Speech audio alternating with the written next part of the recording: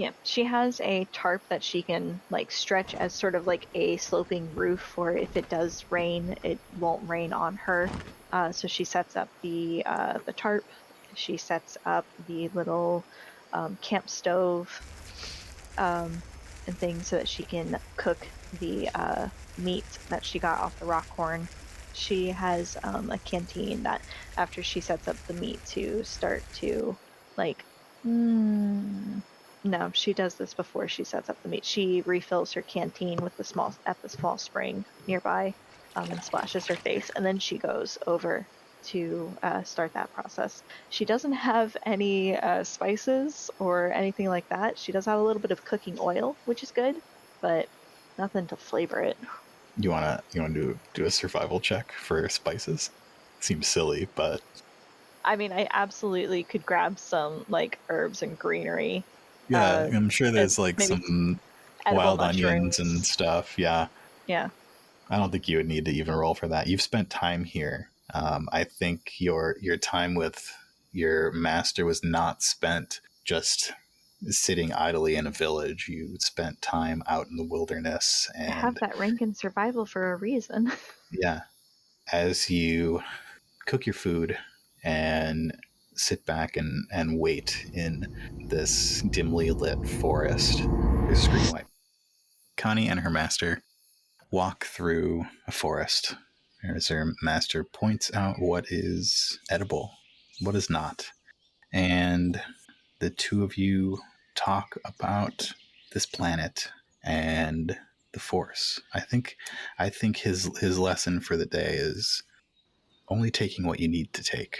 And he crouches to pick some broad-leafed plants that he says are good to eat if you put them in a pan with a little bit of oil, and we will take enough for you and me and leave enough for the animals and the people who live here. And so that these plants may grow and flourish and make more plants.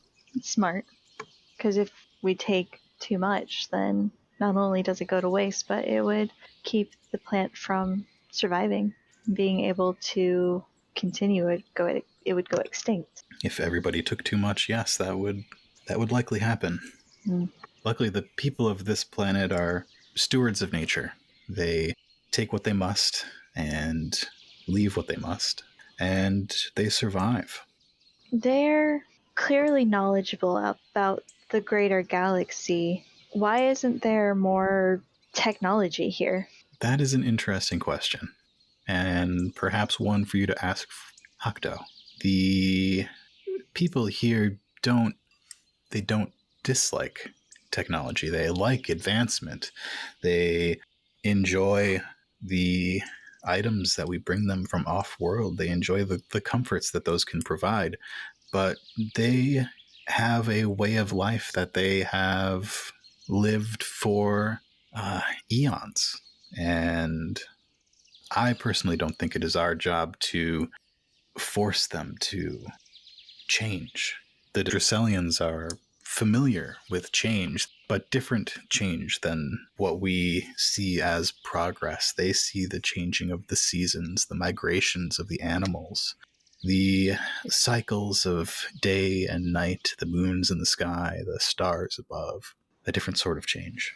Oh, yes, but doesn't this leave them vulnerable? I can't imagine that no other of the factions in this galaxy, the Hutts, the Pikes, the the Republic, have not had an interest in this planet, in whether it's using it as a base or any resources it might have. Like, I'm not saying that they're wrong or that they're backwards. Not at all. I admire what I've seen, but if a group of pirates were to descend on the village tomorrow, well, we're not here, obviously. We could take on a group of pirates. Don't relish in violence, Connie. Yep, it's just a fact. It is a fact. How would they be able to counter such a threat? You haven't been here for long, but you will see that the spirit of these people is strong. The Dracelians have a true fighting spirit. If somebody were to come along they would surely underestimate these people to their extreme detriment. Luckily for them, this is a backwater. If somebody wants resources, I'm sure they will find some closer to home. It did take a long time to get here. Like, a long time. Yes, you've stated this a couple times. Well, you didn't even bring any good reading material on the trip. You just had me... I got shot so many times by that little training droid, Master, and there was nothing else to do. Well, it was either the training or Dejeric, and you don't like Dejeric, so training it is. Kind of just sort of like rolls her eyes. Practice makes perfect. My master taught me that, and I hope you learn that as well, because we're going to do some more training. Oh, fun. And he hands you a scarf that you know is going to cover your eyes. So she ties it around her head. After a few moments of just like quiet readiness. You've been here a couple of times. I have. What brought you here in the first place, and why do you keep coming back? This place has a connection to some of the lessons I learned when I was your age. My master brought me here when I was a Padawan, and I learned many of the same things that you are learning while you're here. Learned about the people, learned about their culture, learned to survive, to exist outside of the confines of the Jedi Temple. This place holds powerful memories for me, and my master told me that someday I would bring my Padawan here and train them in the ways that you trained me, and that this planet held answers. So what? I don't know the questions, and that was, I suppose, part of it. You're still trying to find out the questions? I am still trying to find out the question, Connie. How are you supposed to know the answer if you don't know the question? That Criff, as a little zap hits her in the arm. Oh no, he does not answer, and there is no remote, and it is just quiet. You can hear the insects, and you can hear the running water. The temptation to lift the blindfold is strong. Master. There's no answer. Connie reaches out with her feelings to try and sense what she cannot hear. You can feel the birds and insects. You can feel the flow of the wind on your skin. You can hear the water moving over rocks, and you can feel the small fish flowing with it. You can feel the earth and the grass and the worms, and at the edge of your feeling, you can feel your master walking away. I want to throw something at him. I throw something. I don't want to throw a rock because I don't want to hurt him. Pine cone. Pine cone, perfect. I throw a pine cone at him. Roll a move check. So what, just a dice? Just a force die? Yeah, I think it's going to be ranged, though. You got to roll a force die with ranged, and it's going to be hard. He's far away. He walked away like 5 minutes ago. So what, like ranged light with the force die? Yep. Okay, and 3 Long purple range. die. Oh, I'm gonna flip a point. So it's a red and 2 purples. Fine, I'll flip a point back. Nice. Okay. 1 failure, 1 advantage, and 1 light side point. So I can spend that light side point for a success? Yeah, Does that but it'll still cancel be a out the failure. failure? It'll be a wash. Yeah, You can make it into 2 advantages if you'd like. sure. You lob a pine cone using the force at your master, and you can sense in the force that he turns around and catches it. Well, it at least made it all the way to him. And It he did. knows that I, passed his dumb test and I can sense where he is. Are you coming or what? You coming or what? Am I coming with the blindfold on? That is a question that you have to find the answer for. Start walking my way over to him with the blindfold on. You've got 2 advantages. What do you want to do with them? I don't trip or stumble. Okay. Just kind of grumpily showing him that I can do this stupid thing. You can take that off now. No, I don't think I will. Obstinate as always, Connie. We will work on that. And there's a screen light.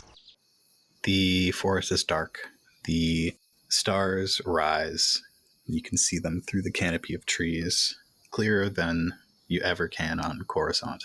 Naturally. The smell of the dinner that you cooked yourself still lingers in the air, and Connie settles back in her makeshift camp.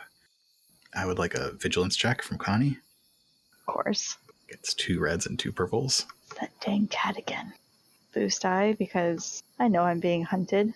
It's the same check as Setback before. for darkness. Like, I think I get to remove that. Yeah, I do. So let's roll that die. Oop. It's a lot of failure tonight. Yeah, it's a lot of failure tonight. And a despair too. Yeah, there's a despair there. I don't want to get attacked by a cat. Well, that's your toy to play with. You hear it once again before you see it. Closer than you would like. That low growl. As you look up, you see the light, the little bit of light shining from the moon above reflected on the backs of this cat's eyes. It is close, but not upon you.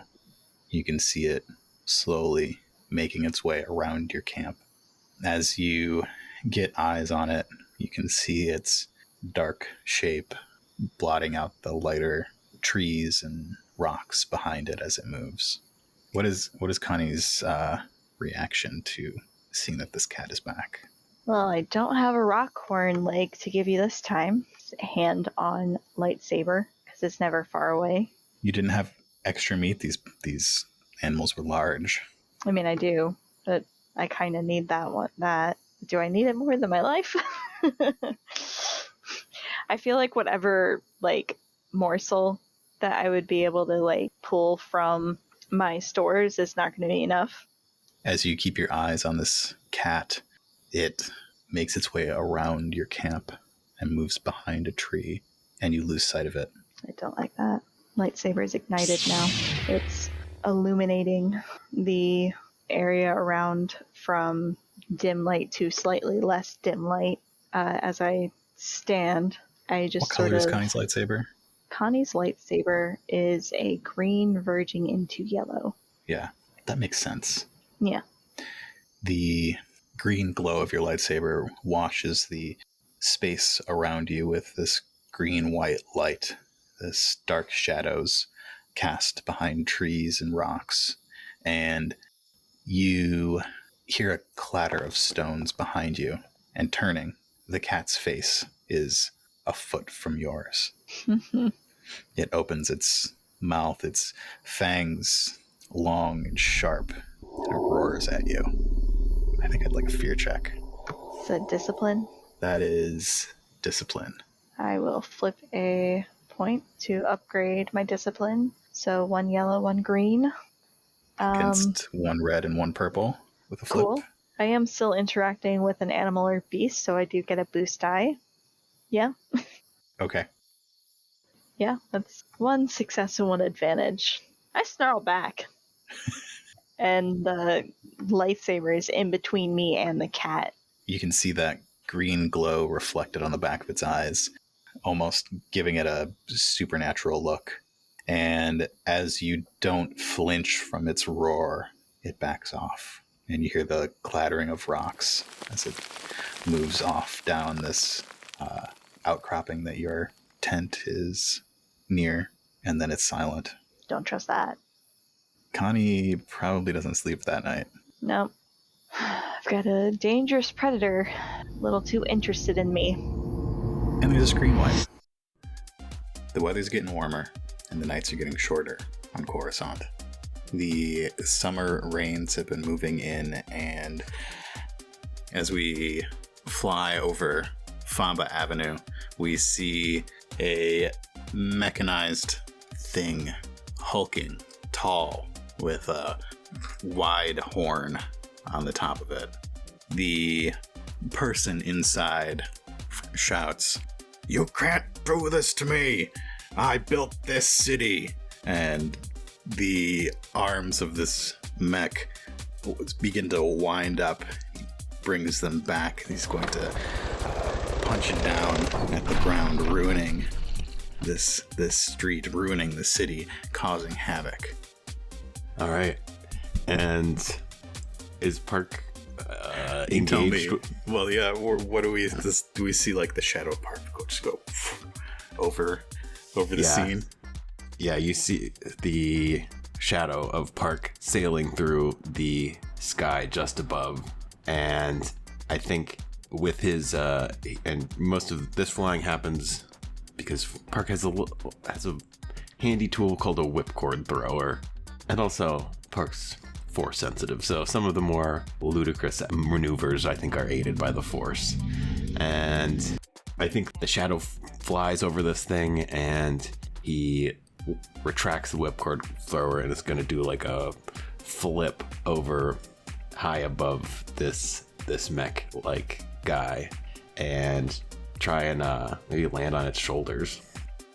As the heavy hands come down, and you hear the whirring of motors inside. You can see that it's like a massive repulsor fist, and it comes down on the ground. And as it does, the motors inside engage. You hear the whir, and you hear the second hit as the internal mechanisms hit, and creates this huge crater that spreads out from under the feet of the Mudhorn.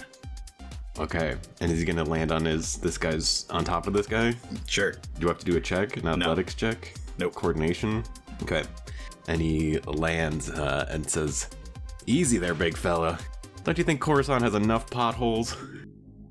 You see the person inside this mech suit. They are a Tung. You can see his yellowish skin, his big necklace, diamond-shaped head, and his gangly limbs inside. And as he quickly turns its head towards you, the three little antennae on the top whip and follow. And surprised to see you, he's, "Hey, get off! I'm busy here." And he starts to whip that arm, the shoulder that you're on, off to try and get you off. Now I would like a coordination check if you want to stay on. And what is my difficulty? Right now it's average. This thing is large and slow. Okay. Any setbacks? No. 1 failure and 2 advantages.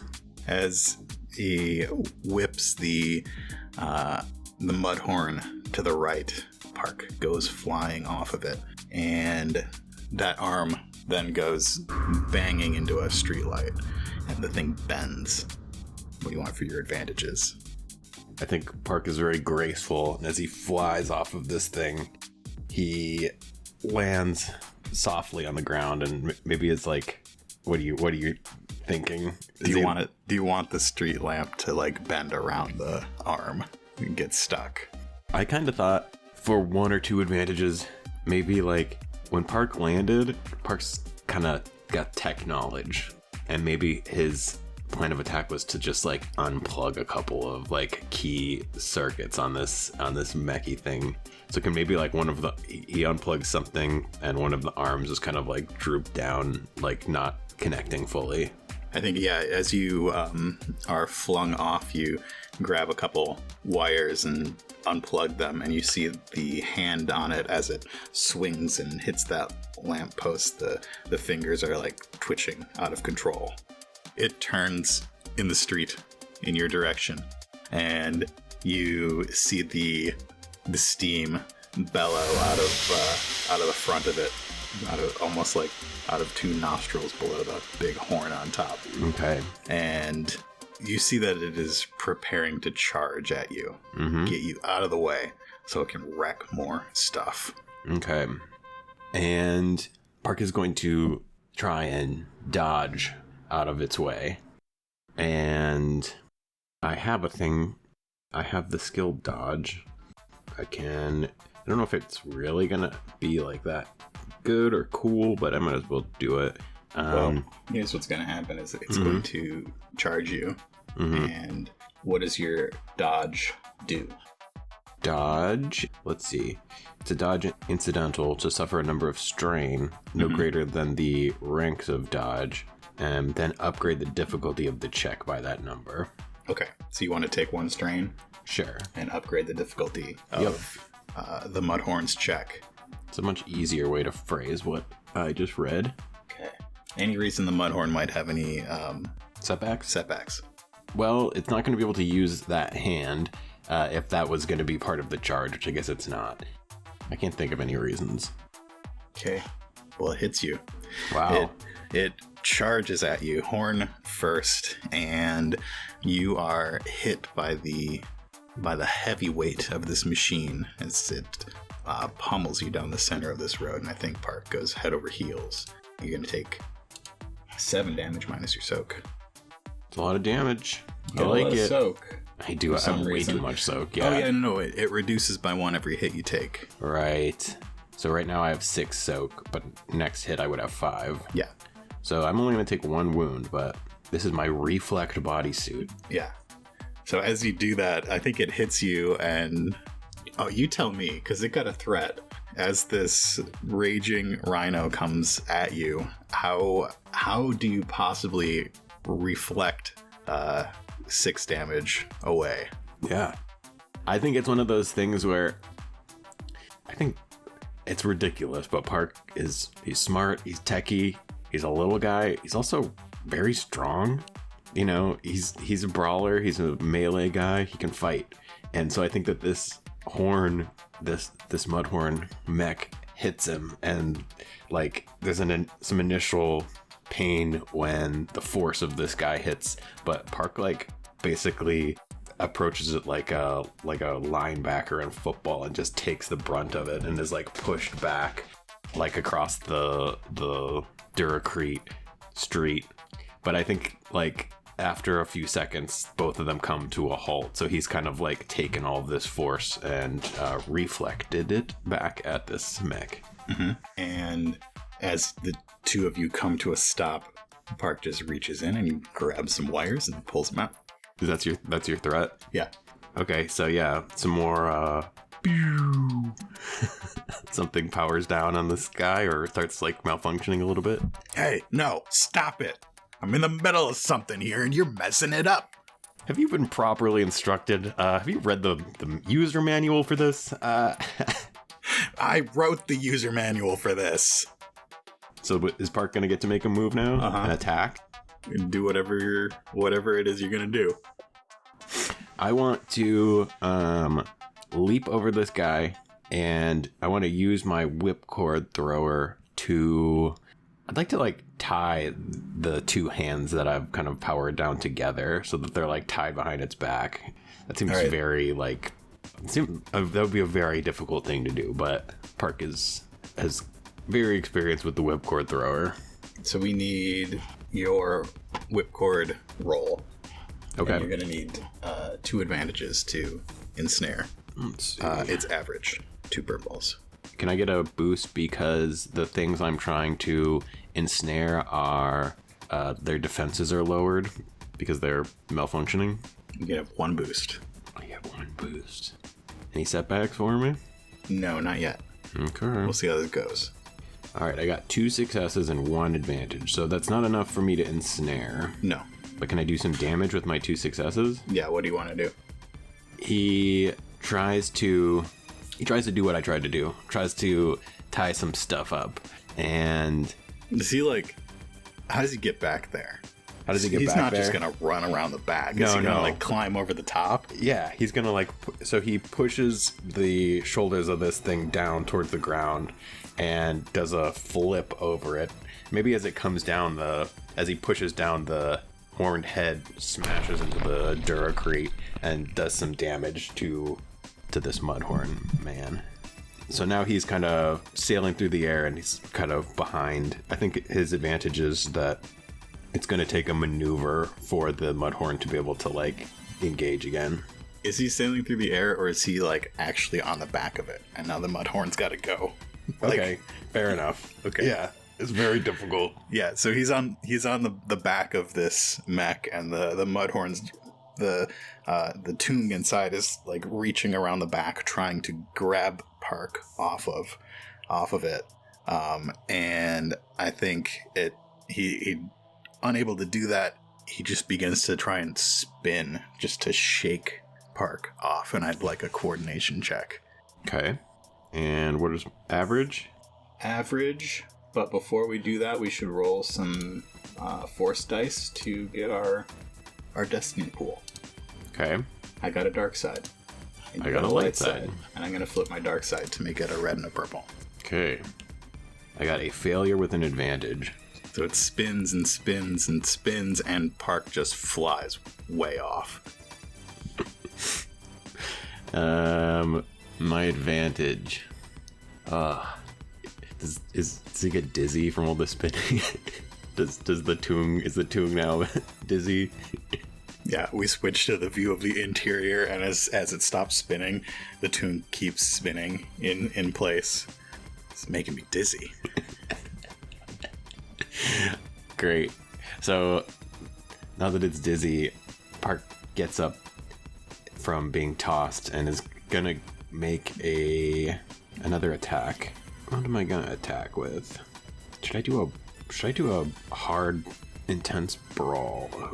You want to do computers? Maybe I should do computers. Let's see. Yeah, I'm gonna use computers, and I want to try and get to like the core of this thing as it's wobbling dizzily. Is dizzily a word? It is now. Well, it's wobbling dizzily, and try and really shut this thing down from the core. It's gonna be a hard check. Okay, and I'm gonna flip to add a green. What's your 2 skill? yellow? Yeah, you add a green. And it's hard. 1, 2, 3. Are you gonna flip on me? No. Do I get a boost for dizzily? Yeah, you got an advantage on that previous one, so you get a dizzy boost. How did I get 1 failure and 2 threats? That is actually like, yeah, that's not lucky. Really bad luck for the hand I had. Okay. The Mudhorn recovers. The Toong inside puts 2 hands on either side of its head and stops himself from spinning, and moves those hands to the controls. A pair of joysticks in the inside. Slams on a couple buttons. You see the steam come out from the nostril area again, and it rears up, turns towards you, and is going to charge one more time. Okay. Do you want to dodge? Let's see. Probably gotta dodge. Yep, gotta dodge. So I'm gonna take a strain. 1 success. You got 1 success and 1 despair. You got a despair. I got a despair. It's great. I love it. Well, your dodge caused the despair, so you get to tell me what happens, but the Mudhorn comes charging at Park, and it hits Park for 7 damage, minus your 5 soak. So I'm gonna take 2 damage. And what happens? What happens to end this fight? Park failed his computers check. I think computers was maybe the wrong approach. Computers was him like, what is... all these buttons are unlabeled. How do you even steer this thing? And... I built it. I know how to steer it. And on that, it starts charging, but they're like engaged, so it's slowly pushing Park while he's trying to do a computer's check that he realizes he cannot do. But what I think he can do is unfasten a couple key harnesses and belts, keeping this little Toong in there.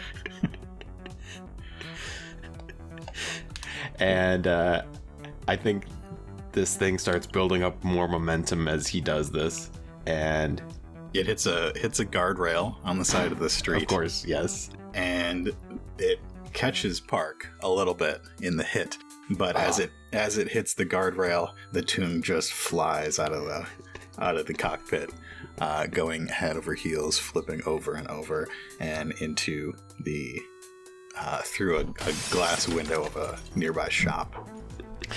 Yeah, and I think that this machine, I think it keeps charging a little ways after the Tung flies out and comes to like a grinding halt. Yeah. Steam billows from the nostrils of the Mudhorn as it powers down, and you can hear sirens in the distance. All right, well, I guess would sirens be the clones or like the police? The police like dissolve once the clones like...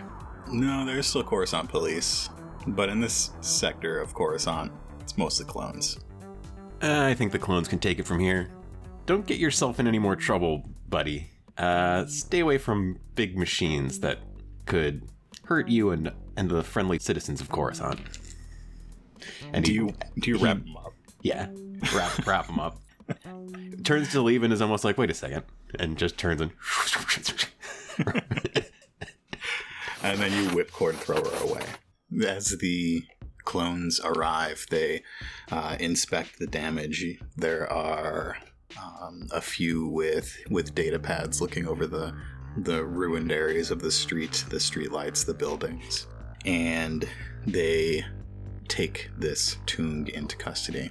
And as they load him into one of their cruisers, a person in black and gray surveys the scene. They have a helmet, shining black. They open up the front of it, look around, sniff the air, turn, and head back into the cruiser. And there's a screen light. Thank you for listening to this episode of Coruscant Nights. Connie was played by Erica Goodwitch. For more from Erica, visit goodwitchstudios.com. Park was played by Doug. For more from Doug, visit voidboy.art. Thank you to AJ for donating for Destiny for this episode. If you like Coruscant Nights and want to support all of Nightcast Creative's shows, please visit us at patreon.com/Coruscant Nights. Coruscant Nights is Coruscant Nights is produced by Nightcast Creative. For more about us and the things that we do, visit nightcastcreative.com.